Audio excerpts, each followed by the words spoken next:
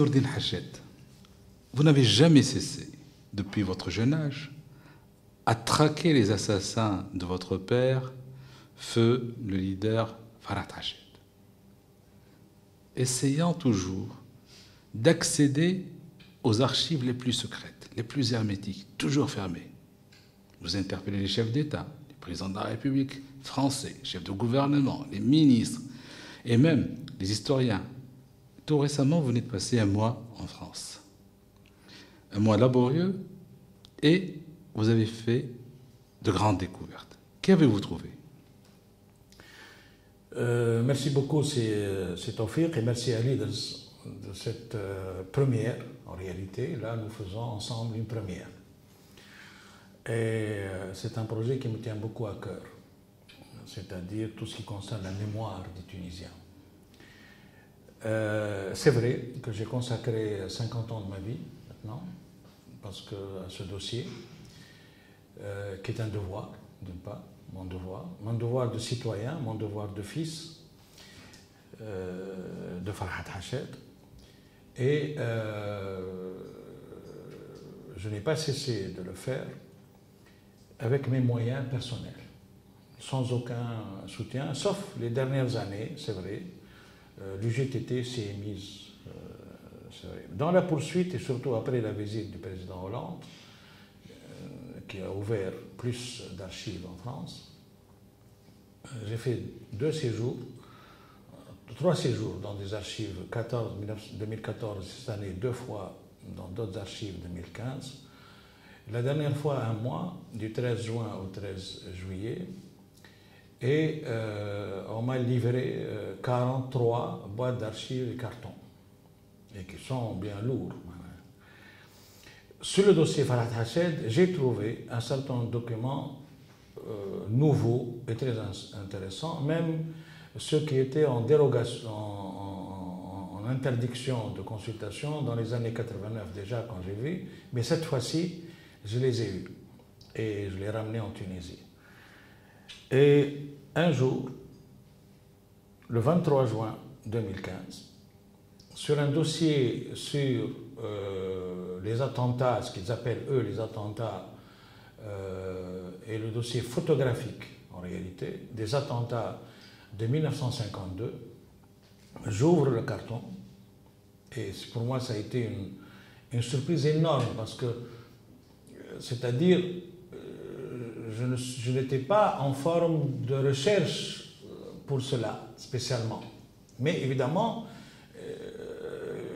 les archives que j'ai ramenées depuis toujours ne concernent pas que Farhat Hached. J'ai toujours eu le souci que je ramène la mémoire du peuple tunisien. Et vous verrez dans les mois prochains, dans les semaines, un certain nombre de surprises, de grandes surprises pour notre mémoire en Tunisie, et qui existent et pour lequel j'ai du temps pour le faire. Et voilà que le premier dossier, chemise, qu'est-ce qui est écrit dessus? Je vous le montre ici. Assassinat de Hedi Ben Haj Mahmoud Ben Mohamed Sheker, le 13 septembre 1953 à Nablus. C'est un document qui a été établi par qui? Qui est établi par les services français de l'époque, dont la responsabilité est d'aller photographier, prendre en photo l'événement, comme tout crime, si l'on veut. Vous avez trouvé cette chemise, oui, dans une boîte d'archives, oui, qui était consacrée à quel type de document? Concernant les attentats. En Tunisie. En Tunisie, à l'époque. Le dossier photographique des attentats en Tunisie, dont j'ai ramené, voilà, les photos de tous les attentats. Tous les attentats commis en Tunisie durant quelle année à quelle année? 1952. Et c'est dit par les...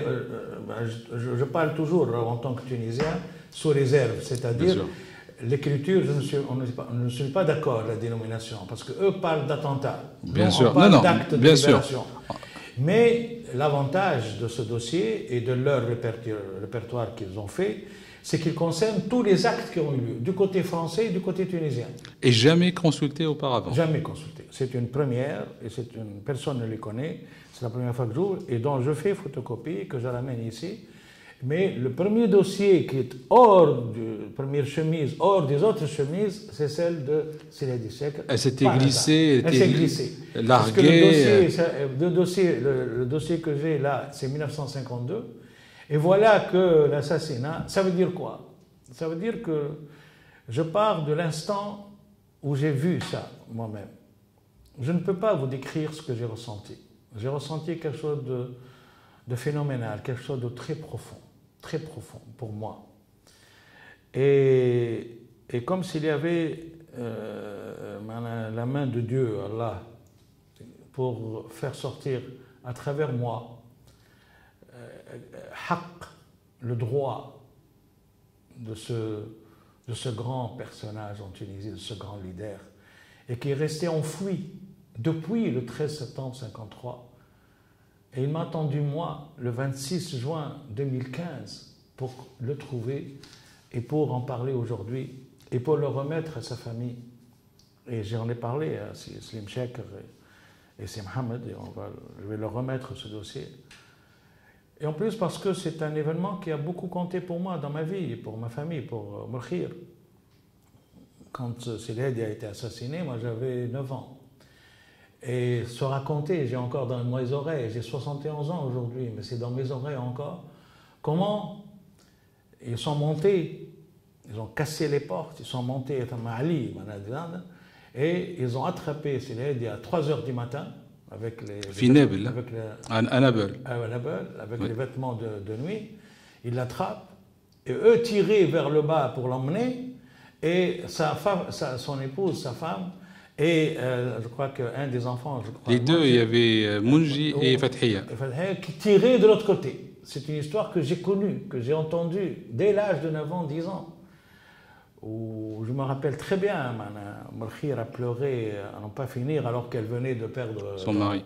Dans d'autres conditions, mais elle venait de perdre. Et elle disait, ça n'est pas arrivé devant moi pour Farhat, donc je ressens la douleur encore plus grande que Marcel Hedi, plus que la mienne. Ça m'est resté dans mes oreilles aujourd'hui. J'ai grandi avec ça. Et c'est pour ça que c'était pour moi un devoir. Alors, à la différence de l'assassinat de Farhat Hached, pour ces Farhat, on ne connaît pas les assassins, ils courent toujours, ils n'ont pas été jugés et encore moins condamnés. Et donc, l'énigme est là. Oui. Et on a eu des photos de la voiture criblée et du martyr. Pour Sidi, les assassins ont été arrêtés, jugés, condamnés à mort, exécutés. Ils ont donné leur version de leur crime, mais on n'a eu aucun document sur le crime lui-même. Aucun document, aucune photo sur le crime lui-même. Alors, qu'est-ce que vous avez trouvé dans cette boîte d'archives? Alors voilà, comme ils sont souvent bien organisés, c'est l'avantage pour l'historien et le chercheur.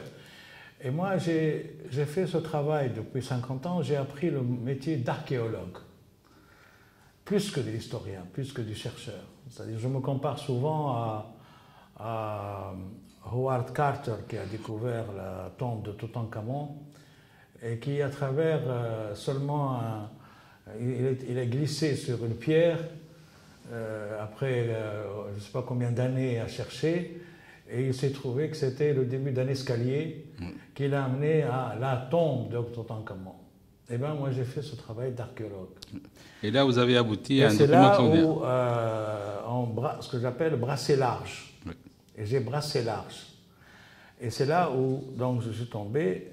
Il faut dire qu'il y a un avantage du côté archives françaises, c'est qu'ils sont très bien organisés comme archéologues.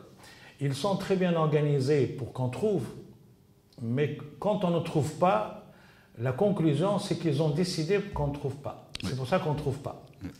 Donc, et moi, je pense que ce dossier était perdu. Parce qu'il n'était pas... Il s'est égaré quelque part. Hein. Et s'est égaré quelque part. C'est pas un dossier qui était destiné à cette boîte. Oui. Et voilà, par exemple, vous avez la photo, Google si l'on veut, hein, de l'époque, votre langage de maintenant, de l'endroit, donc autour de Nabeul. Donc vous voyez Nabeul. Oui. Voilà, le relevé ici, topographique relevé du topographique, site, le lieu du crime. et l'endroit où on l'a trouvé. Oui. Donc vous avez Nable, Oui. et vous avez où on l'a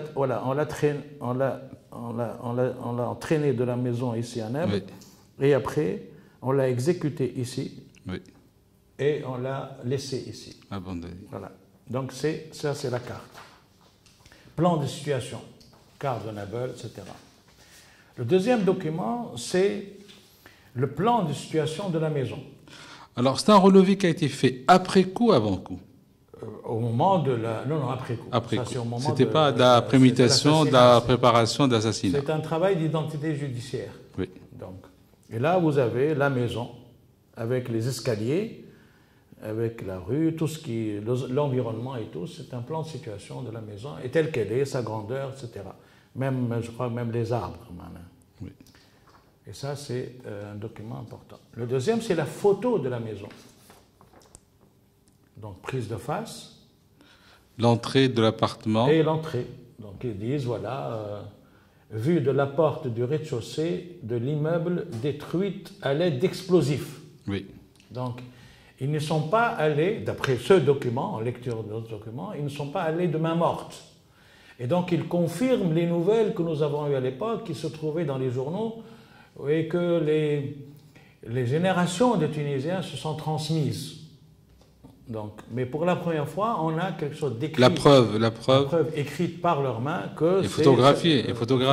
Ils ont fait sauter la porte d'entrée pour pouvoir accéder et entrer au rez-de-chaussée pour pouvoir monter à l'escalier. Et qu'est-ce que ça démontre, si vous voulez, dans les enquêtes policières? Ça démontre qu'ils l'ont fait en toute impunité. Bien sûr. Ils peuvent se permettre un explosif. Et explosif, quoi? D'une maison. Oui. Ce n'est pas ni et les voisins ne disent rien. Ni dans la montagne. C'est une maison d'une petite famille qui vit ensemble, qui est là, démunie de tout. C'était la France de l'époque. C'était l'époque. Oui. Alors ça, c'est, voilà, vous avez là l'entrée de l'immeuble avec les débris de la porte, escalier donnant accès au premier étage où se trouve l'appartement de Hedi Cheikh. Donc c'est un dossier qui a été nourri par des éléments de l'identité judiciaire. Voilà. La police technique. Et ça, c'est l'histoire dont je vous ai parlé. Donc ça, c'est le haut de l'escalier où donc, la famille est en train de tirer et eux l'ont traîné après avoir donc, fait exploser les portes et pour pouvoir entrer, accéder à la maison et qui ils ont trouvé un Sidi Hedi Cheikh avec sa famille, avec sa femme et 3 ou 4 enfants qui étaient là devant une bande de fous et qui étaient de meurtriers, de tueurs qui étaient décidés de le faire. Voilà la porte, impact de balle, la porte de l'appartement avec trace d'une balle. Oui. Voilà. Est-ce qu'il y a eu des photos du martyr lui-même? Il y a, on va y arriver, alors l'entrée de l'immeuble vue du haut de l'escalier. Voilà.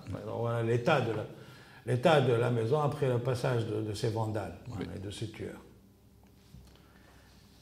Et on passe à l'endroit où on a trouvé le corps, si l'on veut. Mais en fait, c'est là où, en réalité, il a été assassiné, c'est-à-dire on a tiré des balles sur place, sur lui, et ça, c'est le plan de situation. Rappelez-vous la carte topographique. Oui. Et donc ça, c'est... Enlevé chez lui à 3 h du matin, capturé, emmené sur la route de Tunis. Et là, il a été assassiné. Et donc, on sait là, donc, parce qu'il est écrit ici, photographie de la route en direction de Tunis. Oui. Donc, c'est la route Nablus. Oui. Avec le corps, en bas, voilà, avec le corps. Et c'est là. Ça, c'est donc, enfin, voilà, l'équipe qui est venue enquêter. Donc voilà les gens. Et on voit à droite pour la première fois, en bas et à droite, le corps. Le corps qui est jeté ici. Pour la première fois. C'est là, là où on l'a trouvé, exécuté. Oui. Là, nous sommes sur le lieu du crime. Voilà, ça c'est par exemple les 2 photos qui sont là. Bon, et je me suffirai de ces 2 photos encore, parce que ça donne une idée du corps. Donc photo prise de la route en direction de la montagne, de face pratiquement, et position du corps lors de la découverte. Voilà, je me suffirai avec ces 2 photos. Oui. Je ne suis pas en mesure. Par respect à la famille, à la mémoire, aux martyrs. Voilà. Mais les photos, toutes les photos sont là, vous avez trouvé? Mais je les ai toutes entièrement. On voit le martyr criblé de balles. En entier, mais est-ce qu'on voit le martyr criblé de balles? Oui. Et on voit même l'impact des balles? L'impact des balles et tout. Donc je le donnerai à sa famille. C'est le moindre des devoirs. On a grandi, moi j'ai grandi.